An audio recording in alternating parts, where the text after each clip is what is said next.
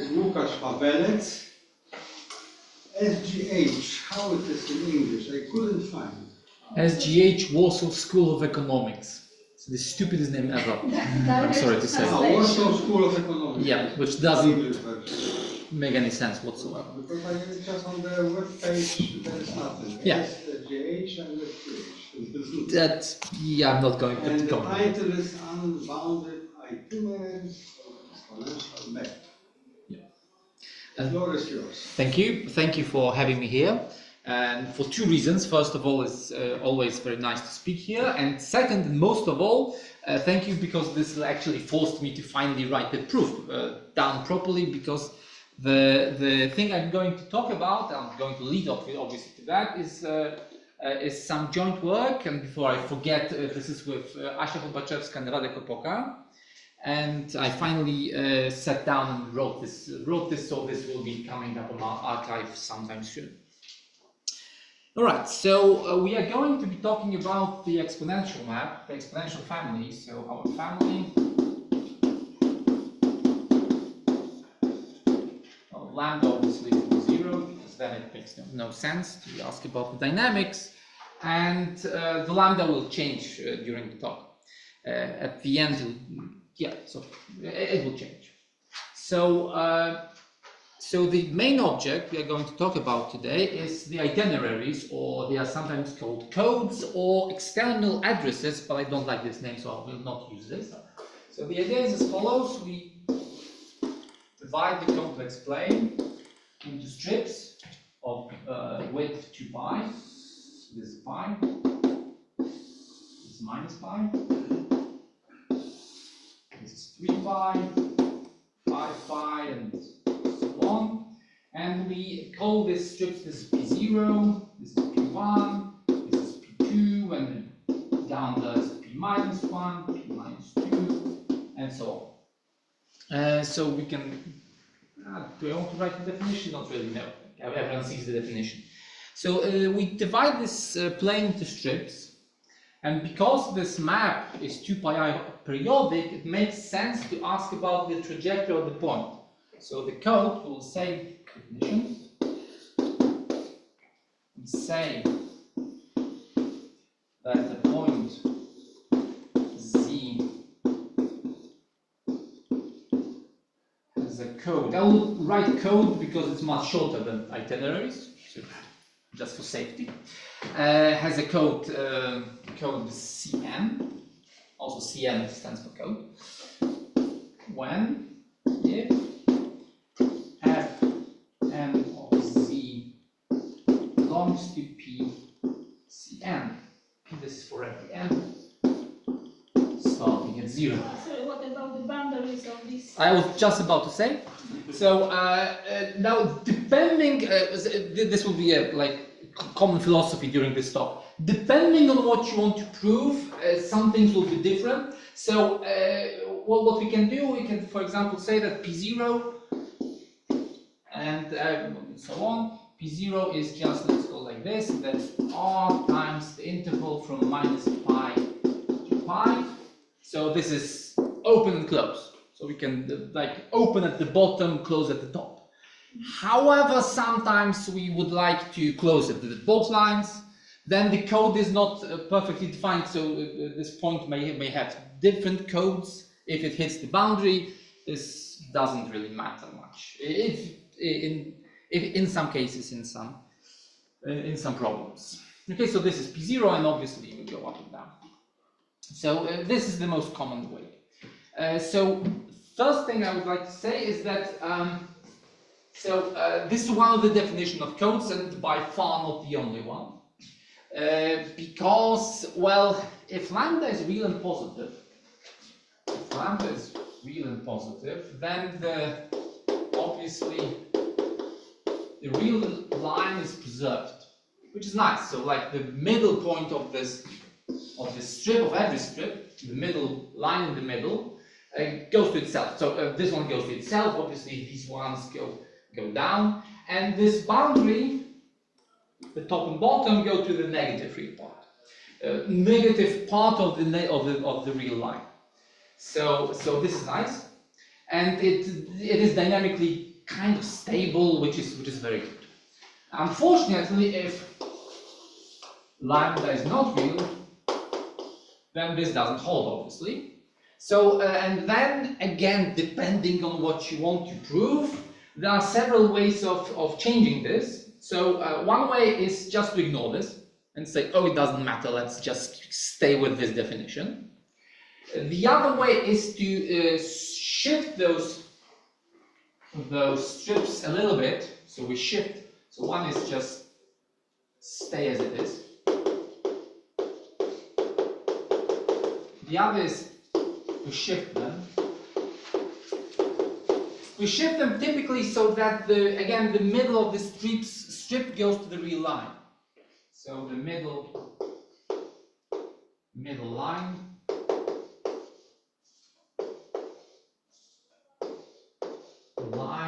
so the image of the middle line is contained in the real line.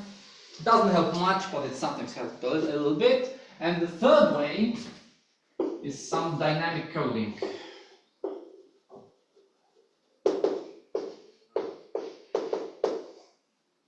Obviously, the third one is the most important and the most interesting. I will say a little bit about this further, but I would like to say that then what we do, we actually dispense with those strips altogether and say, okay, so this is 2 pi r periodic on every vertical line.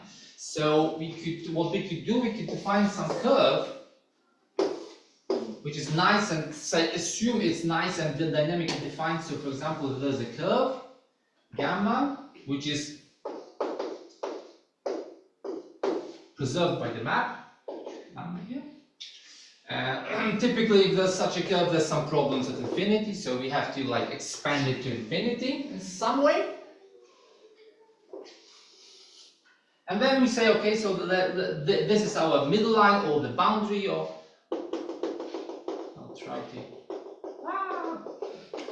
So this is supposed to be 2 pi. Is lambda still real? No, so if lambda is real, then this typically does not happen. So lambda is definitely complex. If you want to, so absolutely typical example is lambda equal to 2 pi r. So the typical example of a situation when the coding is defined in various different ways, depending on what you want to prove, is lambda equal to 2 pi r. This is the Misch range parameter.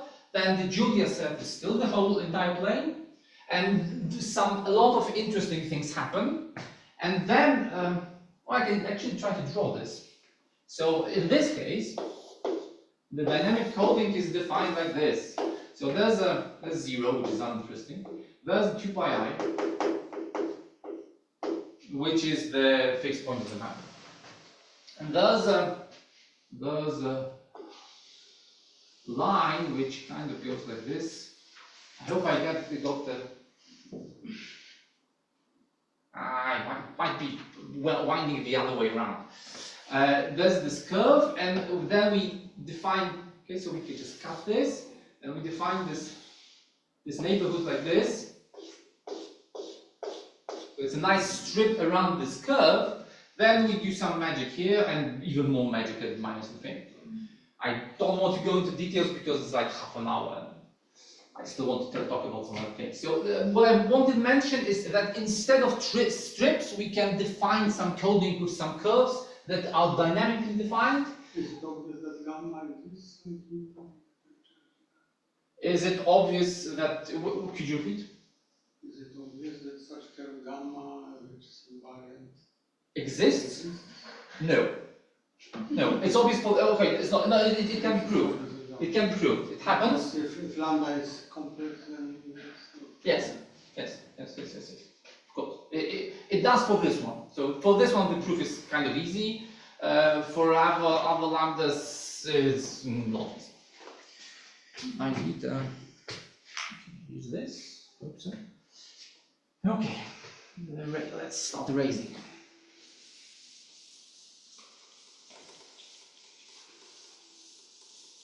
there's some expansion part, so there might be a contraction.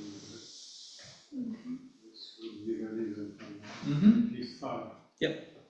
Yes, and if it's properly defined file, you can go back somewhat, and then there's still those problems around 0, but still there can be something can be done.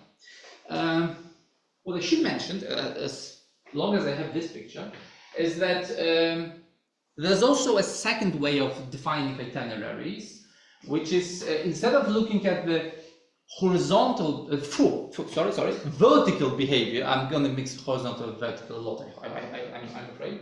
So the vertical behavior, we can also ask about the behavior as the point escape to infinity, and this leads to a thing called annular itineraries. So now let's call this A1, A0, let's say, A1, A2, A3. And we again ask about the point hitting all those annuli.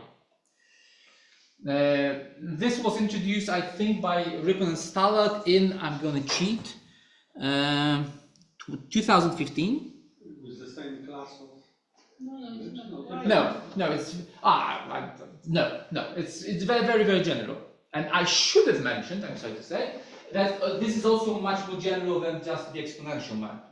So a lot of things here can be defined for other maps from class B, for example. So the hers can be defined, and coding can also be defined somewhat.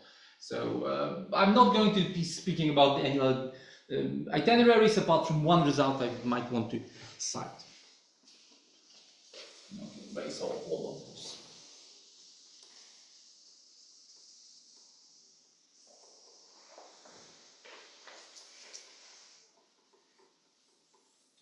So this can be somewhat generalized, but I'm not going to. I'm going to stick to the exponential. Okay, so the first question is, why is this important? And the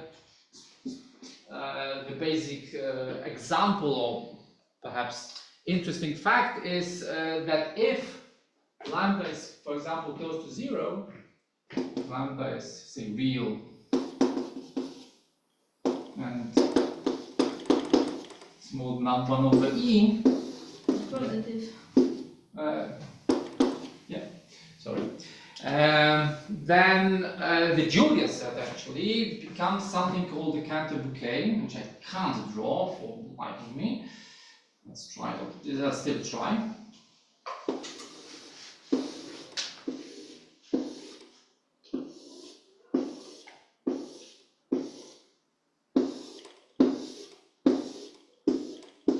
This is this horrifying picture, and I admit my lack of artistic talent.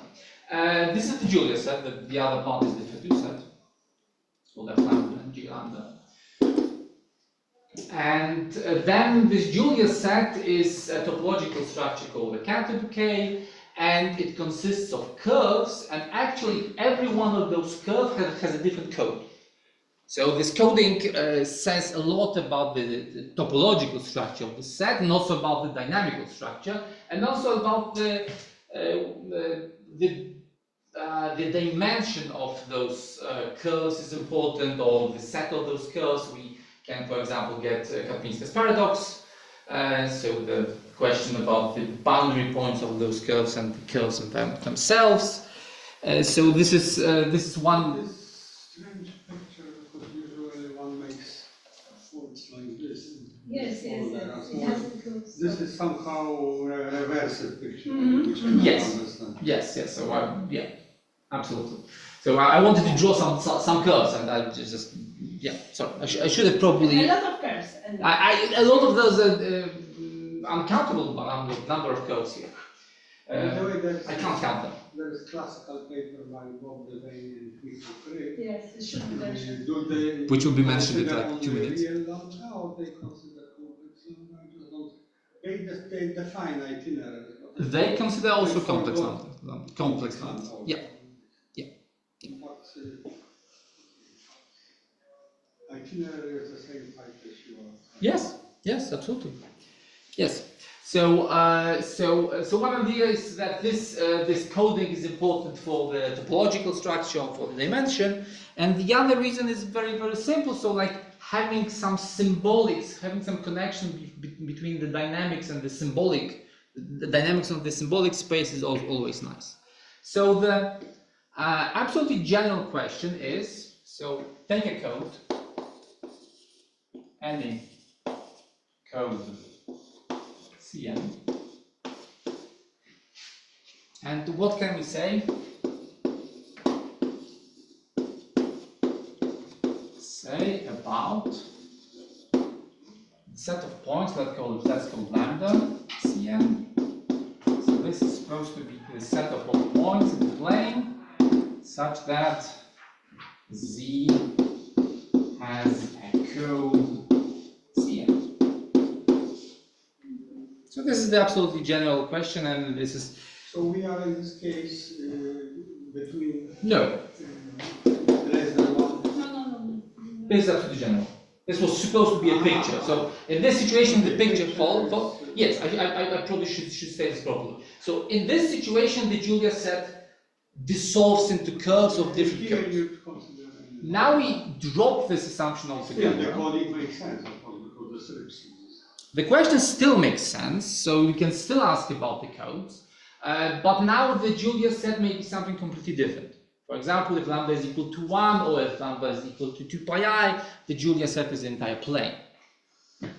All right. So, so the first question is, okay, so is lambda non-empty? Yeah. Which is absolutely like the first question everyone should ask. And so this was studied first, I believe, by De Weinenkweg in 1984. I'm cheating. I have lousy memory for dates, so I'm cheating. In 1984, there was a paper by De Weinenkweg. Correct, was in the United States. Yes, I would assume so. So the question is it non-empty? And they did a lot of other things with the exponential map, but one thing they discovered, or perhaps it's a stronger statement, is that there are some codes which are plainly impossible. So if the code grows too fast, then this may not happen. So so possible codes. Let's call it a theorem.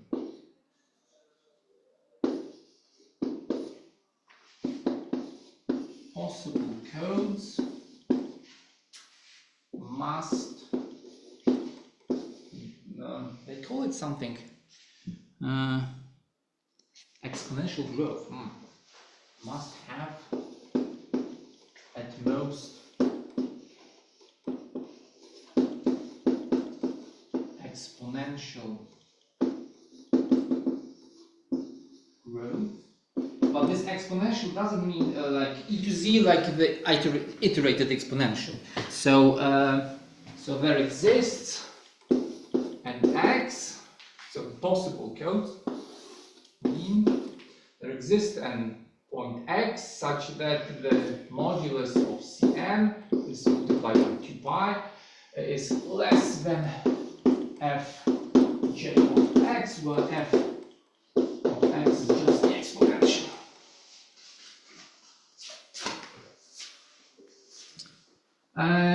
And the easiest example of a code that does not have this, so the impossible code, can I still write this? Is it still like impossible? Is the code that goes like this: 3, 3 to 3, 3 to 3 to 3, and so on. So if you like get powers of 3, then this is plain impossible because this definitely grows faster than any iterated exponential. They managed to prove a little bit about the possible codes, but not everything.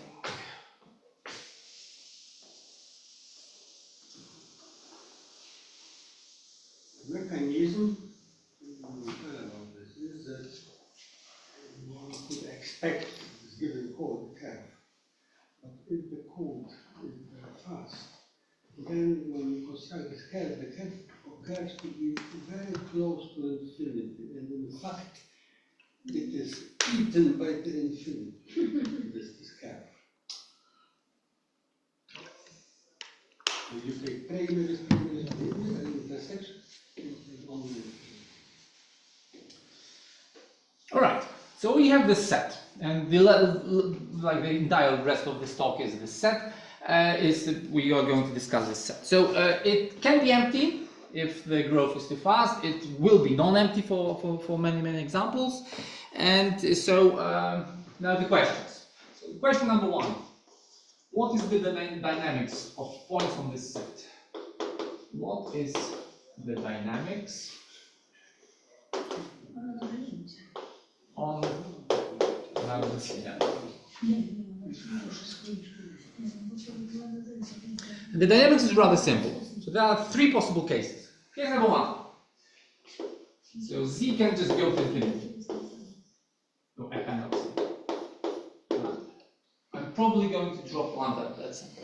So either the point just goes to infinity. Okay. Second situation. It stays. The set is bounded.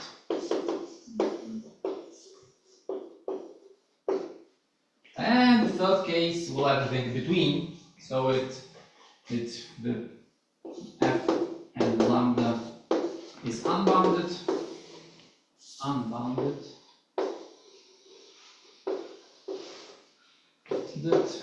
but not going to infinity.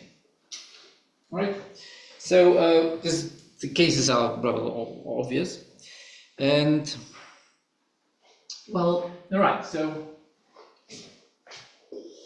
this part, the part of the set that actually goes to infinity is called R.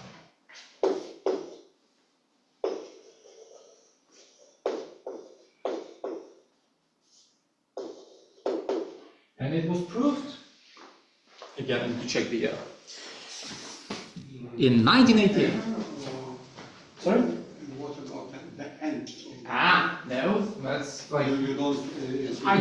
I'm not speaking about the endpoint at this. So here we count endpoint. Yes. Ah. Because that will be the most important question.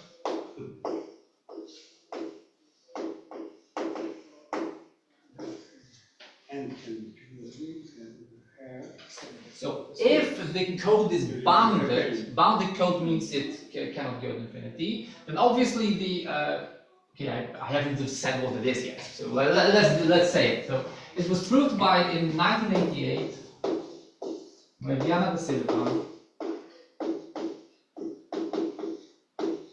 that this set is a C-infinity curve. I think it is Diana, comma, da Silva. Okay, I'm sorry. Nie. C-infinity curve. Ja to przez moje wątpliwości w pewnym momencie. Tak ja sama nawet Nie, ale to jest Diana i być może da Silva. To może da Silva to jest kawałek nazwiska. This is definitely the one and only person. I thought you were saying something about the written like version of his name. Then I don't know.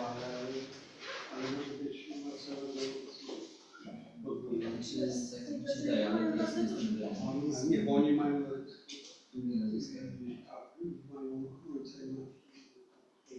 hiszpański i portugalski. Yes. Okay, so this set is a C-infinity Dobra, to curve. jest ta praca.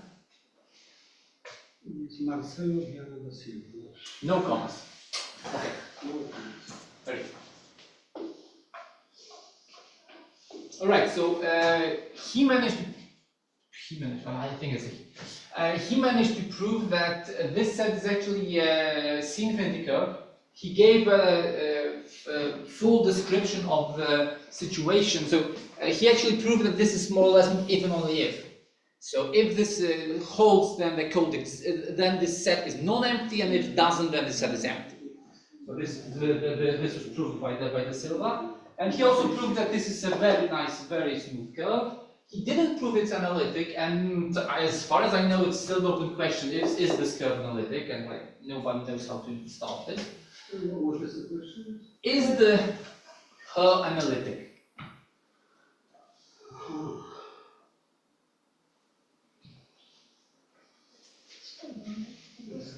Yes, because analogous question is in parameters, which then the same thing is not more. Okay, so this part is very nice. C infinity means we know more or less everything about the topology, about the dimension. It seems to accept the endpoint.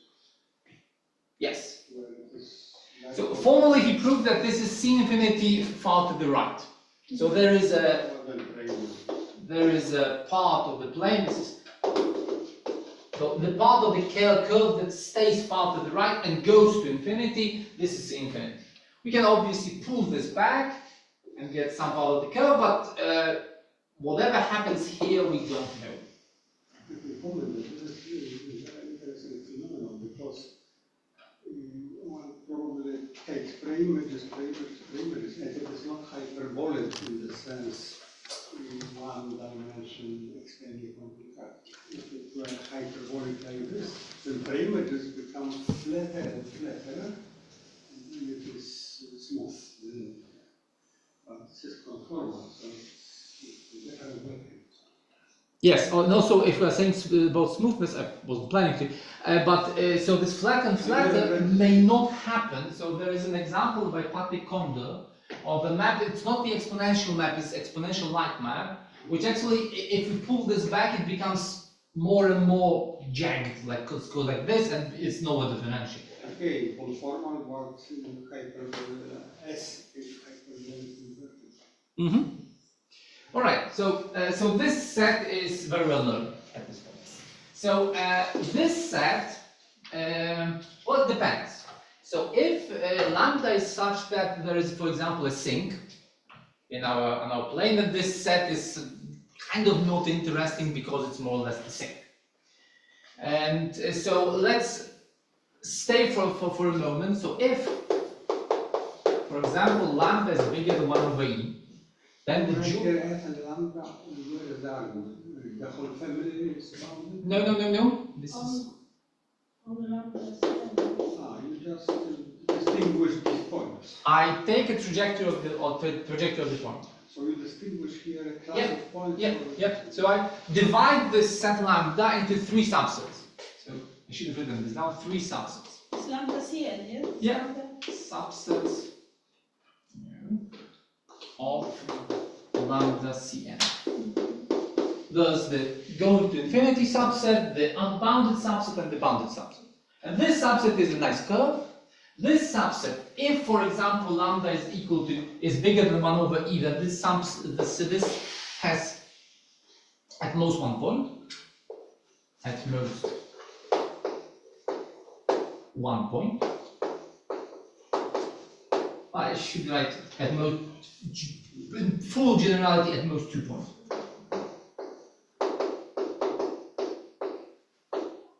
So if lambda is bigger than 1 over e, then the Julia set is again the entire plane.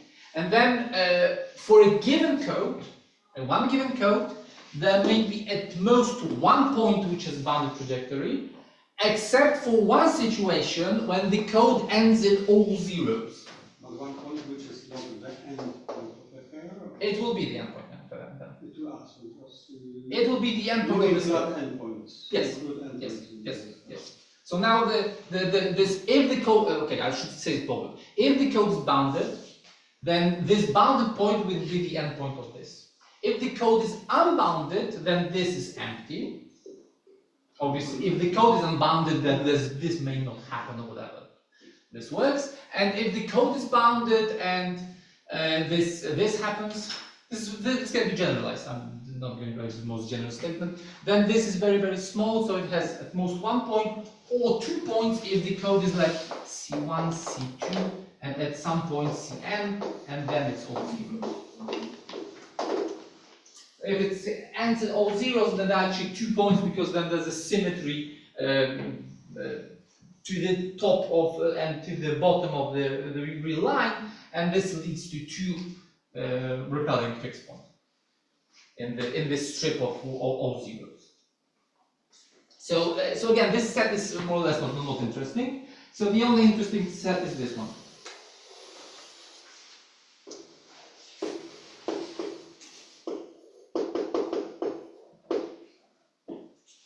And the way to look at this set, one of the ways at least, is to look at this curve.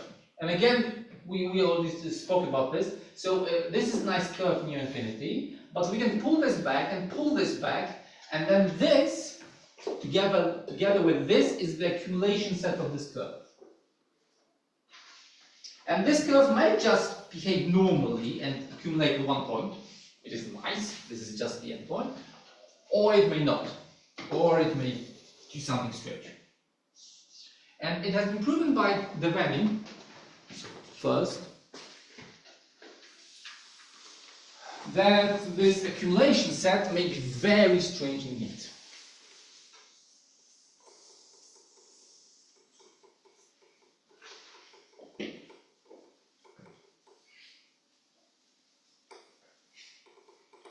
I think these people, Zarenka and Leticia, and these people. Yes, they are doing this now. Yeah. I'm not sure now, but yeah. So it was proved by Devaney in 94, 93. He first proved that this set of points of call all zeros. So lambda 0, 0, 0, 0. And actually now it's like closed from top and the bottom. So in other words, this is the set of all z's that such that fn of z,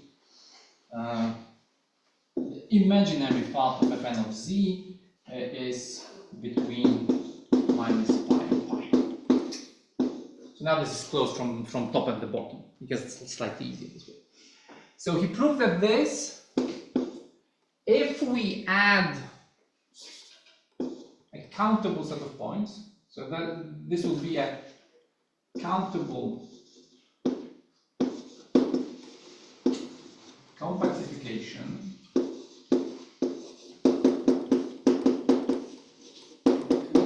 These are the set of points for which Fn is the imaginary part stays in the strip minus pi pi. Because this corresponds to this. Yes.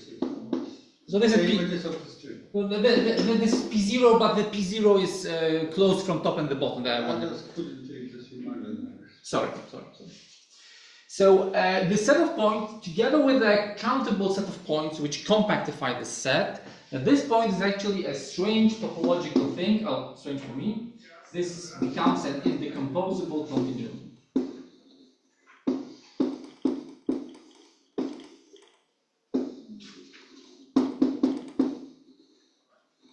Lambda is supposed to be. Lambda is, let's say, lambda is equal to 1.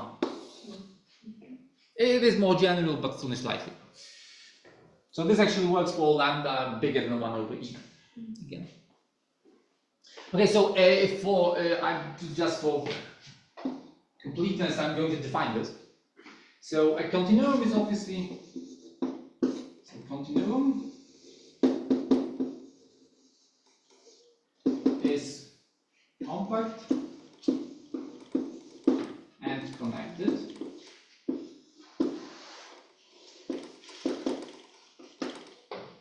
And continuum is called indecomposable. Okay, continuum is decomposable. Continuum C is called decomposable. If it can be written, C is the sum of A and B, and these two are continua, are also continua.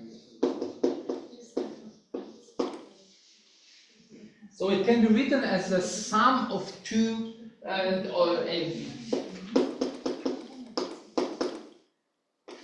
That would be true. So it can be written as a sum of two proper subcontinua, and I have to comment that this sum obviously those sets have to intersect, because if you cannot divide a connected set into two compact sets, obviously, and connect.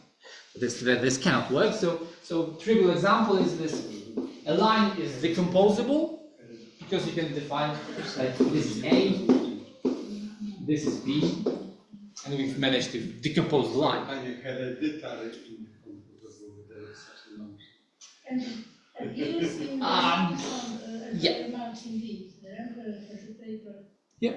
on Israel. What's another name? Certainly, this is a phenomenon which happens, but this is not about this case. Yeah. For like last 20 years, this is more and more not famous, but what's the word? Trendy, I would say trendy, because there are now a lot of examples of Julia sets, for example, having this topological structure and some interesting subsets of Julia set and so on. So I'm going to try and draw an example of something that is indecomposable, and I'll try to draw it here.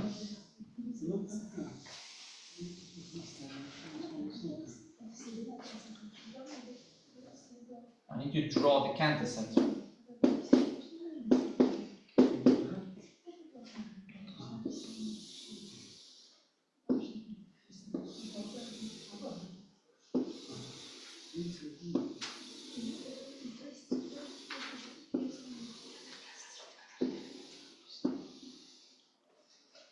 Now I have to connect this. So like this. Yes, I'm trying to draw the plastic continuum, and I'm failing. Oh, no, not that.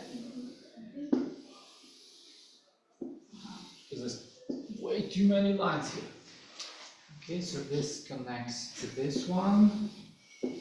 This connects to this one, and this actually connects more and more and more. So this was supposed to be the ordinary Cantor set, and then we connect the top part, those sets, the set with curves. One is just circles. It could be any curves, but this is obviously not circles. I can't draw a circle. So at the top you draw circles at all centers that centered at this point, like the middle point of the Cantor set, and then at the bottom you draw circles first centered at this point, then centered at this point, then it's going to be centered at this point, and this point, and this point, and so on and so on. And what you get at the end is called the Cantor continuum, and I think there was the first good example of indecomposable continua. It's probably 1920s or something. I don't know. What it appears for inverse limit of Webster. Yes, now we have a lot of different definitions. The one that's absolutely typical and common is for the inverse limit. Yeah. And so, as it turns out, this can happen for the very nice and gentle exponential map. And since this paper, there was a lot of papers regarding this.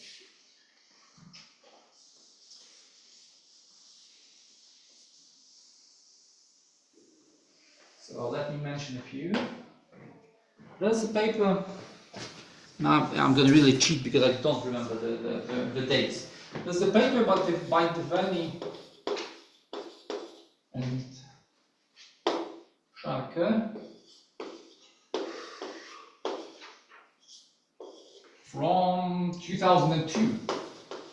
2002, when they proved there's a lot of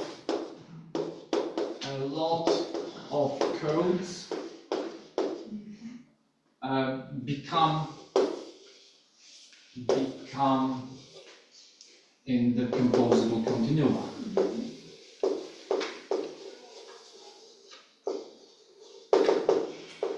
I'm saying become and not is because you have to complexify them, but in comparison to this, here we needed something like slightly more complicated compactification. Here we just compactify at infinity. So we just close the plane to sphere, and that's nice.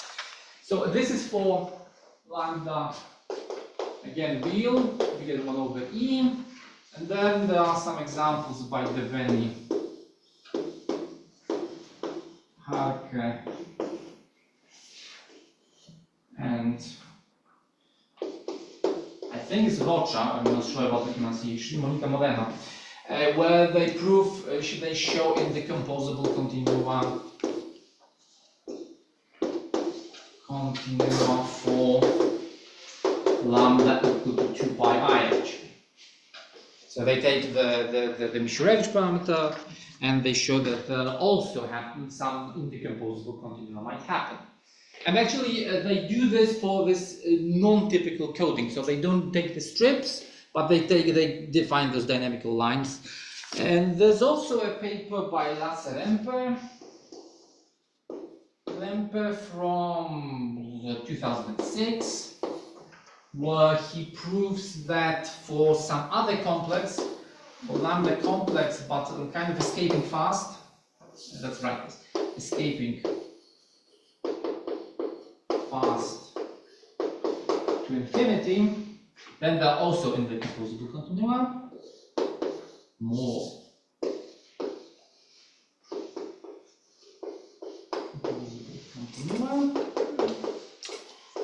And just when... Sorry, by escaping fast to infinity, you mean that the trajectory of the singular value escapes fast to infinity? Yes, I'm like skipping. The zero escaping fast to infinity. And so now when everyone, okay, I think no one, but when you might think that it's all that happens is in decomposable continua, then in what year? For exponential? This is only for exponential. Let's stick to exponential. A lot of this is defined for, it can be moved into class B, and there are examples in there, but... You should also mention recent paper by... Fu and Zhang. No, that was for Opoka. Yes, I'm going there. Okay. But I think this is the first example. Yes, it is. Okay. So you will mention it. I do remember, I have it written, I can show it's written. Radek Opoka, I have it written. So, but before I mention Radek's result, I have to mention result from what year is it? 2020. Fu and Zhang managed to prove something slightly different.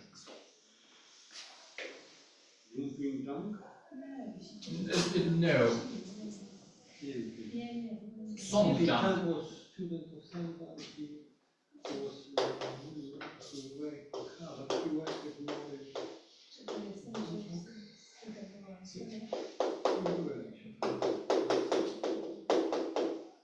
So they managed to prove that for lambda equal to 2 pi I. Who done? So two people? Two people, yeah. Done. If you want full Jiang Xun Fu and Song Jiang. For lambda 2 pi I. Lambda 2 pi I, they managed to prove that this accumulation set, so this accumulation set may be, and now maybe like this. So I was told that this is called the Warsaw circle, so that's like I write Warsaw circle. But the other name is topologist sine curve or something. Just sine circle, I think that's the American name. So that actually it might be slightly more complex. So now the simulation set is not one point. It's slightly more complicated, but it's not as complicated as this situation. So it's like not hereditary. Yeah. So there's like middle ground. And now I can say that all these examples for the indecomposable continua are for bounded itineraries. So every single one, well, this is very, very bounded. So all of us are for bounded itineraries. And the unbounded are a problem. This is, by the way, the title of the talk. So I should at some point start speaking about the unbounded itineraries. So Radek Opoka managed to prove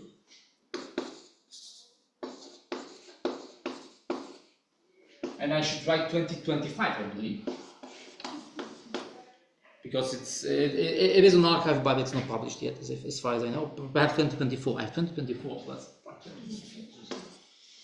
that there exist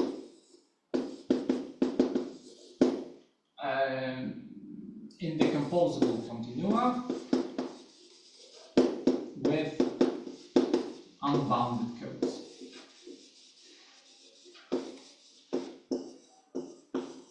And actually, he managed to prove something much stronger, as far as I understand.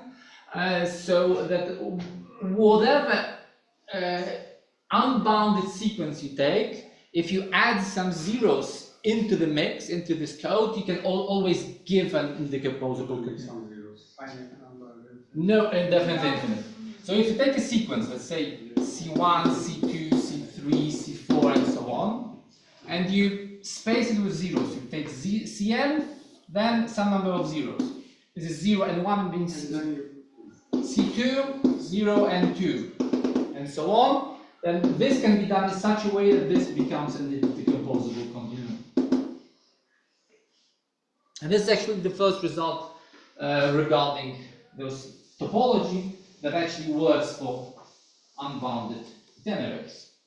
So almost everything I've said till this point works only for bounded itineraries, apart from the result by Viana da Silva, which was erased. So Viana's proof actually works for all codes, so bounded and unbounded. Okay, so this is one part, the topology, and the other part, which I'm going to be more interested, is the dimension. And I can start erasing it. No, actually, I don't have to erase it just yet. So the second or perhaps third question is the dimension. What is the dimension of the set lambda Cn? And there's not very many examples.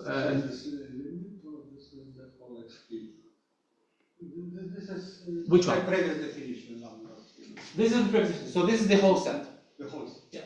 So yeah. So obviously I lost this part where this writing here where I divide this into three sets. So obviously the escaping part. Again, we get to look at the three parts. So the escaping part is a C infinity curve. So dimension is trivially 1 or 0 if it's an empty set. So the bounded part again is the 1 or 2 points in all most interesting cases, so it's not interesting as well. So only this unbounded part is interesting. And for example, if you look, if you can imagine what I just erased, so this Knaster continuum, Knaster bucket handle, it's called, has a dimension, well, 1 plus the dimension of the Cantor set. So the question is, what is the dimension here? And we managed to prove in, I should remember the year, I think. 2015, 14.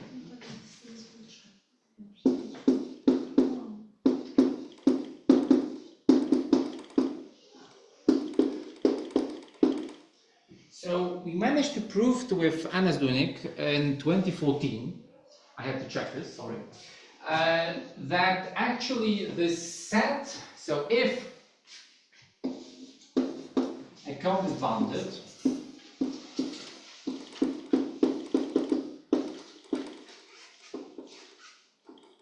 then the Hausdorff dimension of this lambda Cn is, well, let's write it like this, close to 1. I could write equal to 1, but let's put it like this because it looks nice.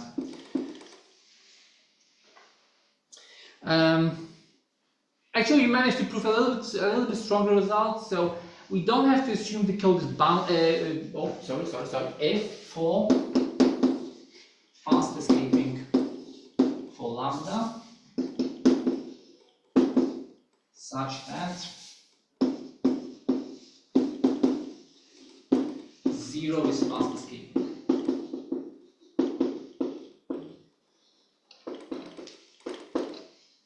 In particular,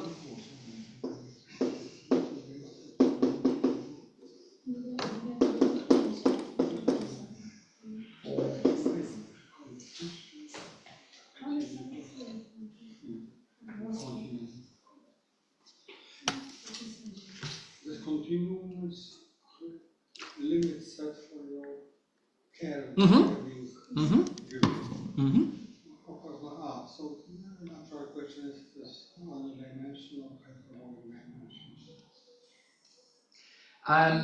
Depends on the Hyperbolic dimension is 0 because there is, I mean, everything.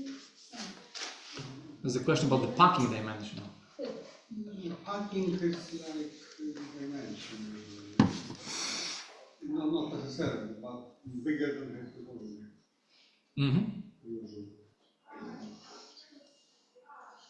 Okay, so this was actually, we managed to prove a little bit more. So we don't have to take one code. We take a set of codes, and instead of this codes, we could take like let's call it parabola-like set. So whenever the point stays in the parabola-like set, so it might have a slightly, very slowly growing unbounded itinerary. But if the itinerary grows anything faster, you don't agree.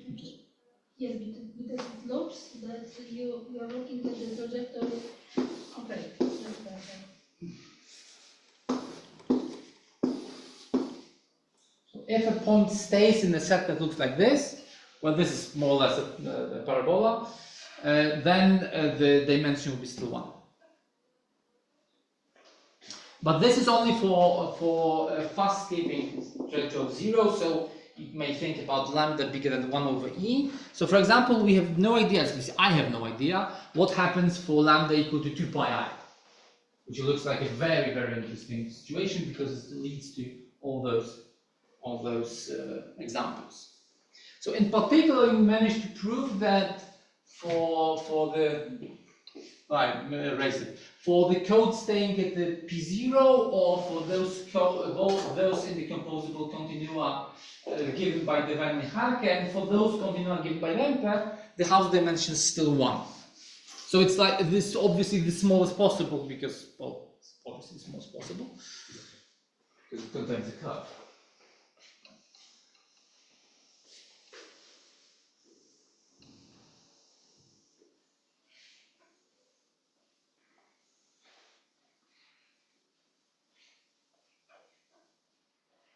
Right. So I can finally, let's put down the new theorem, because that's the last one. So the new thing I want to state and sketch the proof is the theorem. As mentioned, it is by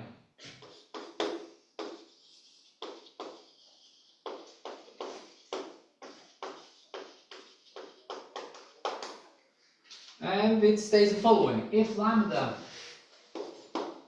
is equal to 1, not very general, then lambda Cn dimension, Hausdorff dimension of this is always smaller than 1. For what Cn? For any Cn, for any code.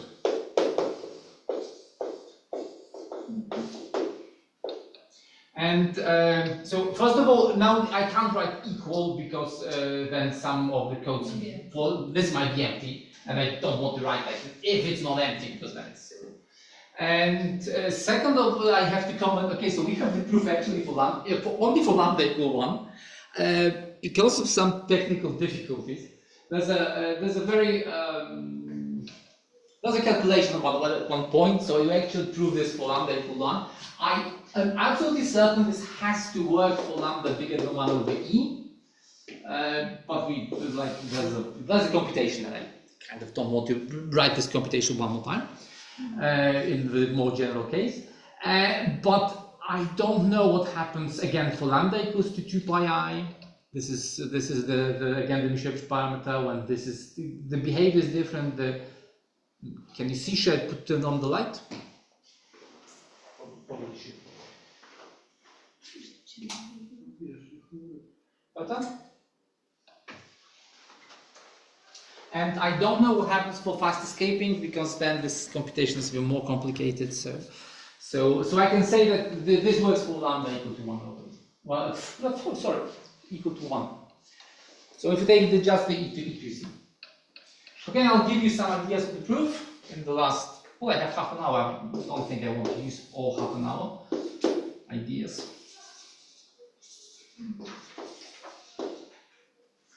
Of proof.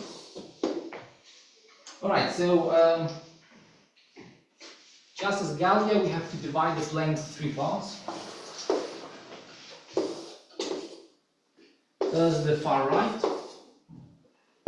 There's the even further left. Let's say this is m. This is actually e to minus e to m, and the middle.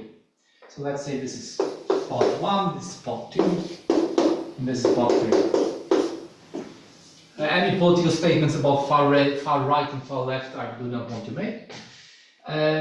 So we divide the plane into 3 parts, and on every one of those parts, we want to define a covering, obviously, some kind of covering, because we want to estimate the house dimension from above, and we want to give some covering, and the construction of the covering is slightly different. Okay, so here it's normal, here it's slightly different, here it's very different. So we need to give 3 constructions of the covering, and we'll prove that as n goes to infinity, this Hausdorff dimension grows. So we actually write something like this. So the dimension of some cover of lambda is only 1 plus epsilon, and this epsilon goes to 0 as n goes to infinity. Cover is an Okay, that's right. With the use of Yes, yes. So I don't want to write this the sum, but I probably should. So the sequence of covers. oh yes. So the diameters. I probably should start writing the definition. Okay. So the diameters of U, as U is in some F and M. So the power 1 over epsilon, this is bounded, and epsilon goes to 0 as m goes to infinity. So we can define a sequence of coverings f n depending on m, such that this happens and diameters go to 0. Diameters supremum of diameters of u as u is in f and this also goes to 0 as n goes to infinity. So we get a proper sequence of coverings, and we get a proper bounded dimension. This bound on the dimension shrinks to 0 as n goes to infinity.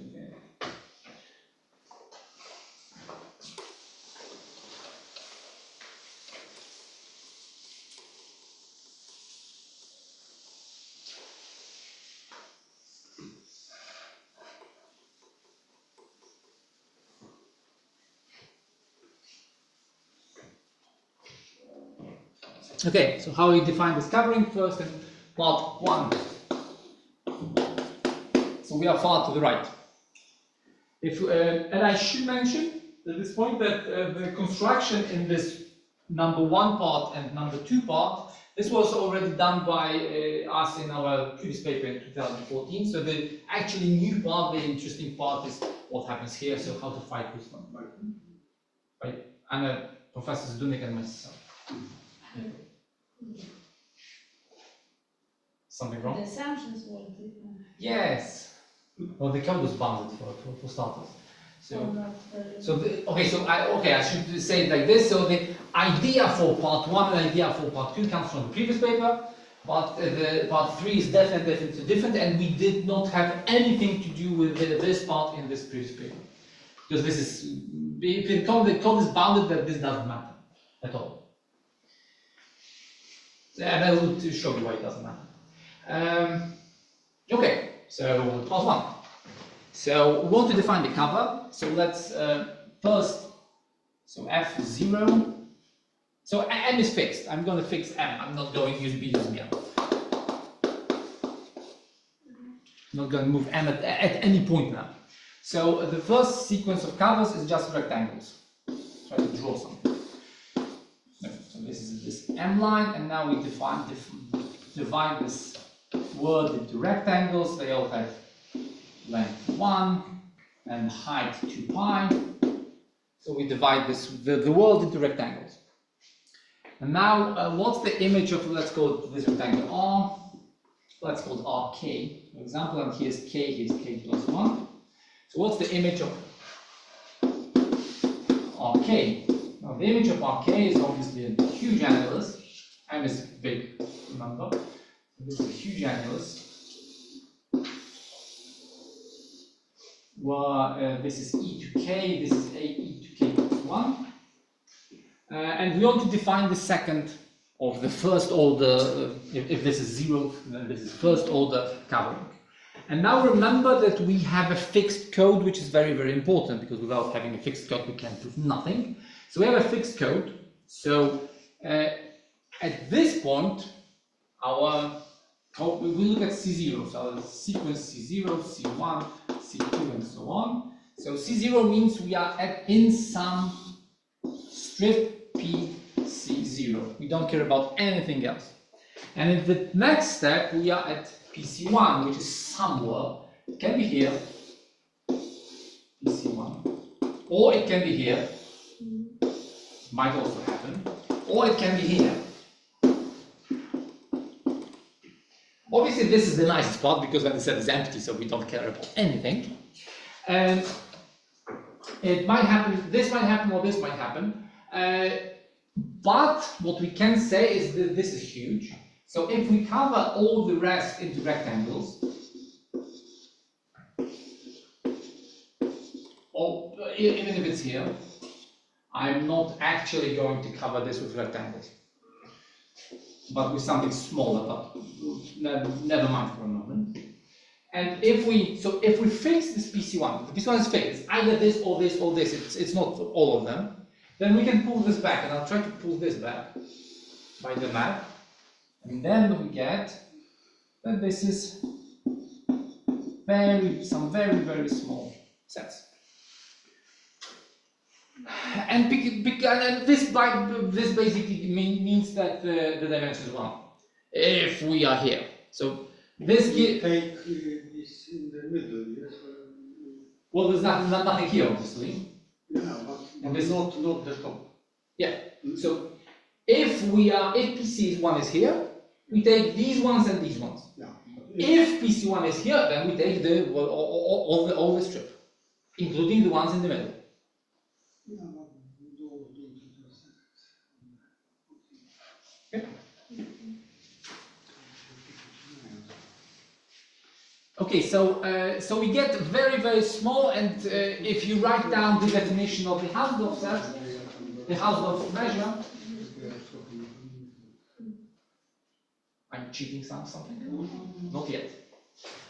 If you write down this, then this diameter is obviously proportional to this diameter of these sets is proportional to the derivative, going this way, which is more or less 1 over e to k. So here, up to some small distortion. And the number of those sets, because we have some of the set, the number of the sets is linear, because this is like one line. So this gives that, if you write down this some diameters 1 plus epsilon, then this is more or less something like the number of the sets times the derivative, 1 over the derivative, to the power 1 plus epsilon, and this is more or less again the derivative. So the 1 is crossed out, but the epsilon means that this is all bounded. And this works wherever we are. So there's no problem here. Okay, so what happens on the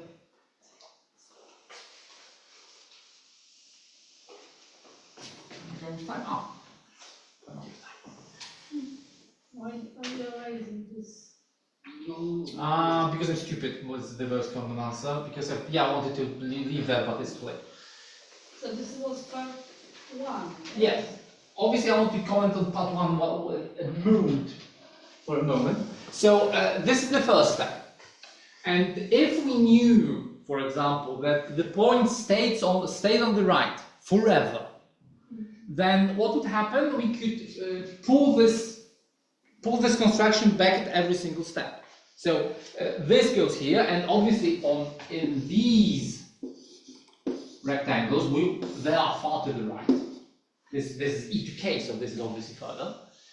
So then on these, we again can do the next step, and we can pull back some other points.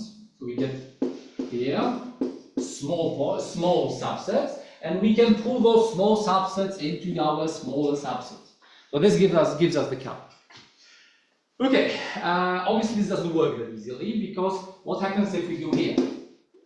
Then we arrive at the second part, so we need to know how to define this next level of covering in the second part. And if we are really unlucky and we hit this part, then we get into the third part. Okay. So what I should mention at this point is that if the code is bounded, then this may not happen. If the code is bounded, then we are enough, well, far enough to the right, then this will never happen, because, well, it won't. And also if you have like this bounded growth. Okay, so what happens in the second part? So part 2. So in part 2, the behavior is very much different. So we take it again a rectangle. This is a rectangle, far to the left. And its image is a very small annulus around 0. It's very small. I can't draw very small because Adam told me to write big. It's your fault, obviously. But it's imagine it's very, very small. What do you mean very small? If it's k, this is e to minus k, so it's very, very small. But this is around 0. And 0, remember lambda is equal to 1, or 0 is fast escaping. So this goes to, this is 1. Now it's not an annulus, proper annulus, but it's more or less an annulus. And this goes to another annulus around E, and this goes to another annulus around E to E, and so on. Okay. Now because this is very, very small, then this keeps close to the orbit of 0 for some steps. And actually, the number of steps it needs, this annulus needs to kind of detach from the orbit, is more than m. So remember, we started at minus m. So this left to minus m, and so we get at least here. At least to the right of m. And here we can get something that's, finally we can get something that's bigger. And actually this is univalent. It's univalent, and because it's univalent, it has bound distortion, it's all nice properties you need. So if you look at this, well, this is to the right of m. And we already defined the next level covering to the right of m. So we look at those coverings we got, and we pull them back over there. And we have nice bound on the distortion, we have nice bound on the derivative. I'm not going to write this down because, well, it's not very interesting. And so this is how we define the next step covering on the right. Well, sorry, on the left. And now the last part. Part 3. Part 3 does not work like this.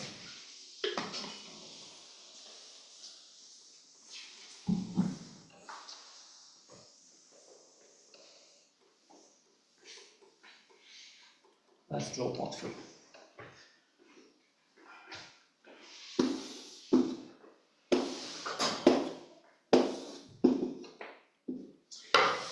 Okay, so we are to the left of n and to the right of something.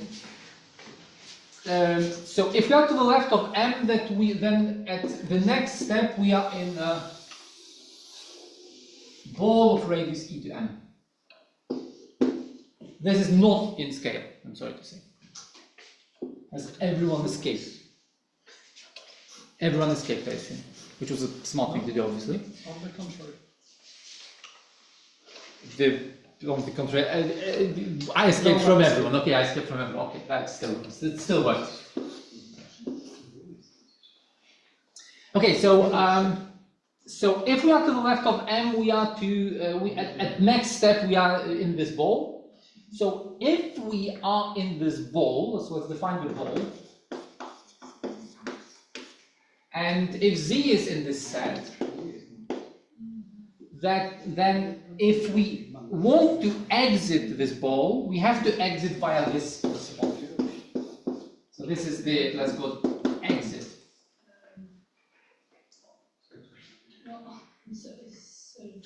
Yes, I can. So we are in the ball of radius of center 0 and of radius e to m. And if we want to exit this ball, so if the trajectory of the point exits the ball, real part should be to the right. then we have to exit via this set. And it's absolutely the only way. Okay. So what we define the first exit. No, how is this? So for any point Z, we define En. This is the number infinite of n such that Fn of Z is in M. Okay. So we define the first exit point, exit time, actually what we should write. And I would like to say that if the code is unbounded, then this is definitely finite. And if the code is bounded, we don't care, we know what happens for bounded code. So I should have started with that. So we're going to be assuming that the code is unbounded. Because if the code is bounded, then we know by our previous result. So we can define this exit strip. So, okay, so this exit strip is already to the right of M. So we know how to define the covering to the right of M. So now we want to, here are those rectangles and there's smaller rectangle-like shapes in those. So we want to pull these back into our set. Okay, so if we divide like this, then we can actually prove, okay, so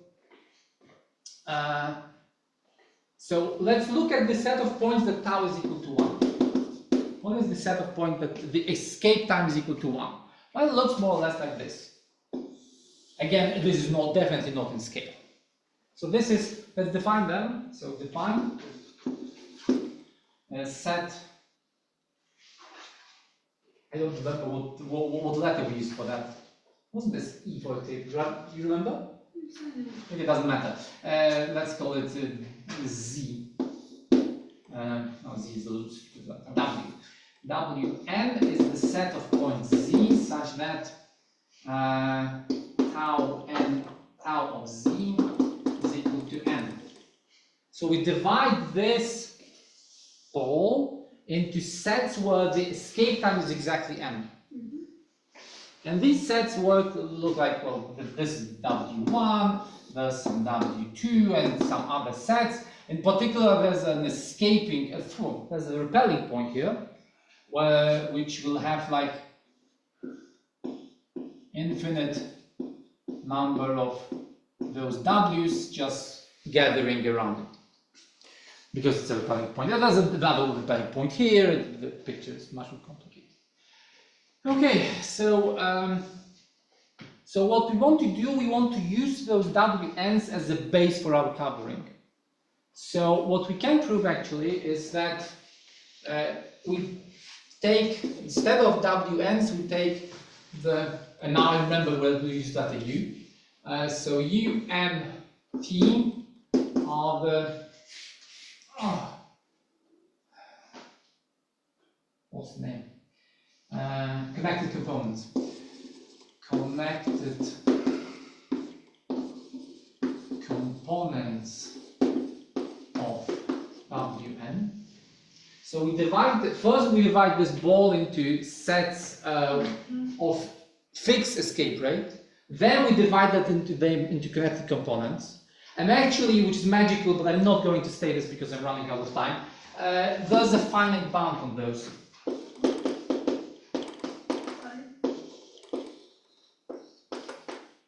On T. So at every step, there's at most a finite, a given bound of number of connected components you can have actually. But this bound depends on n or not? No. No, it depends. It's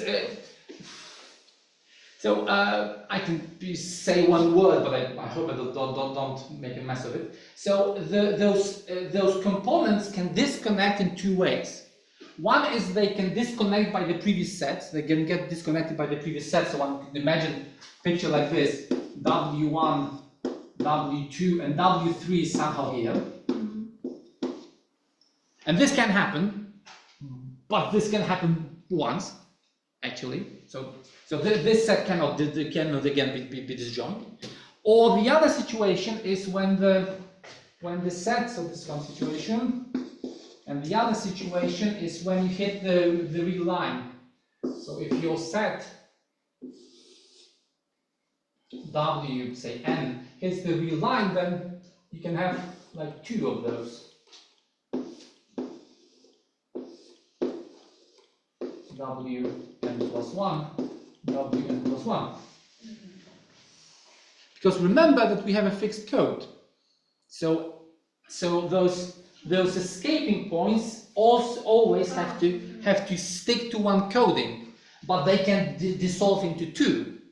And this might happen, but this might happen only once again, because if this happens, then the next step is on the real line, and the real line escapes straight forward to infinity. So this kind of sticks to the real line, and this just goes away. So this cannot happen more and more times. So that's why we have a fixed bound of this, not independent of n. And the last thing I can say is that we have a very nice bound on the derivative. So on u and t, derivative fn z derivative modulus is at most no, it's supposed to be tau z is at least 1 plus eta is bigger than 0 to power tau of z. Okay, I should say this properly. So this is m. So tau of z is equal to m. So this is the part I should write on better. Sorry. So when we decided that we want to escape at precisely the rate m, what we can actually prove is that when we actually escape, then the derivative is not only positive, it's not only bigger than 1, it's actually bigger than 1 plus very small constant to the number of steps, to take into the power number of steps. And this allows us to get some geometrical, exponential, if you will, shrinkage of those points. So while we have, take these, we have some of those here, even more here, and here, and here, and we might have a lot of those points, but they shrink again, so they are smaller and smaller, and this gives the necessary bound on the dimension. And this actually works because, again, remember that the code was unbounded, and unbounded code gives you a fixed bound that this is smaller than something, but depending on the code. Smaller or larger? Because smaller. Yeah, that's absolutely fine. So there's no problem with infinity here or getting some infinite number of infinite sets. It's fixed for a given code again. And what I skipped because this makes it more horrible. This actually is defined for every single code For every code, we define this differently, and then we pull back from other codes, because then the code changes. So if you have a code like 11023, then you define this you define the cover for 1203 and so on, and then you pull it back to get this new one. Then you define it for this, and you pull it back twice. So you add new symbols to the front by pulling back this infinite coding. And I managed to be on time, so I'm very happy with myself. I think that's all I wanted to say. Thank you.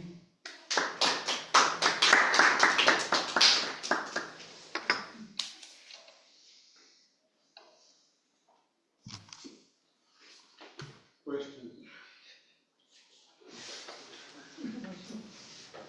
Do you have questions? So this bound on exit type depends on the code. So in consecutive steps of induction, This bound changes. You don't have any control. No, we don't. So if we are given a code, we know that, for example, at some point the code is a million. After 70,000 steps, the code is a million. So we know that we have to exit. So we know that all points have to exit at least a million steps. But this is only at some level. So then when we shift this code to get this induction, this bound changes obviously, but the construction still works. So because it doesn't matter how many of them are, it's kind of important that this is a finite number. And this lower bound from the derivative comes from some hyperbolic method? This lower bound from the derivative, this is the part I didn't mention, comes from a very thorough understanding of what happens around the repelling point, around zero. So, zero is not repelling point. no. So, what happens around zero and near the repelling point? There was end over there. I'm sorry, I've missed it. So, basically, there are three cases. So no, there's no hyperbolic method. That's why we want to do this for lambda equal to 1. So we would like to generalize this, but now it's more or less a technical calculation. Actually, now that you mentioned, I lied here. Because what actually happens, I didn't want to go into the details. This might not be enough, but this will.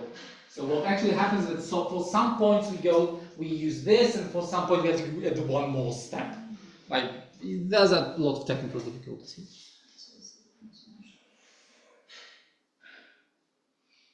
Some other questions online? I have a question. Yes.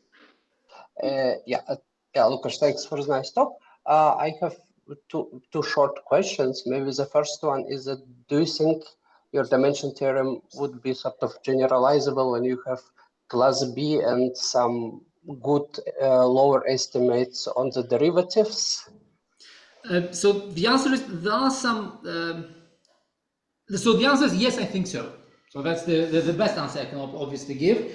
So if you take some general class, you can obviously define the Hers, and it can be generalized. I'm not sure if it can be generalized to all functions of class B. As you mentioned, we need some bound on the derivative.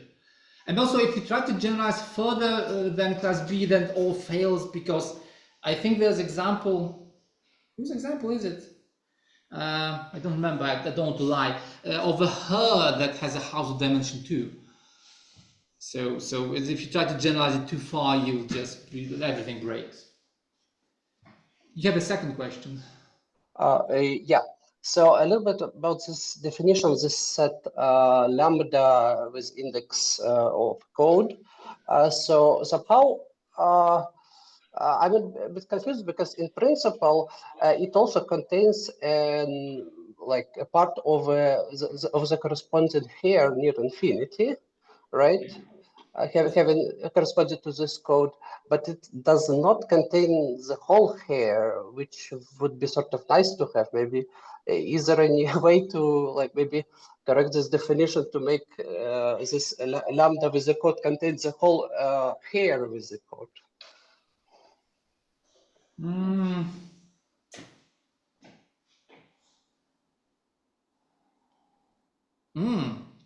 Well, the best answer obviously is I don't know. It should be possible somehow. So, a lot of this will work if instead of one code you take like a small strip. So perhaps if you take like the code and some codes around it, that perhaps this could work. I'm not sure. I'm sorry, I can't. But this should work.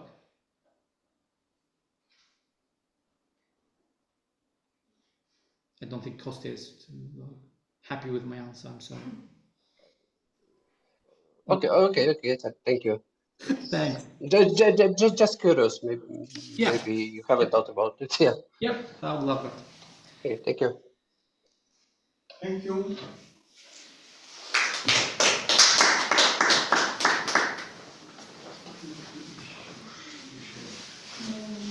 Thank you. Goodbye. Bye. Thank you. Bye.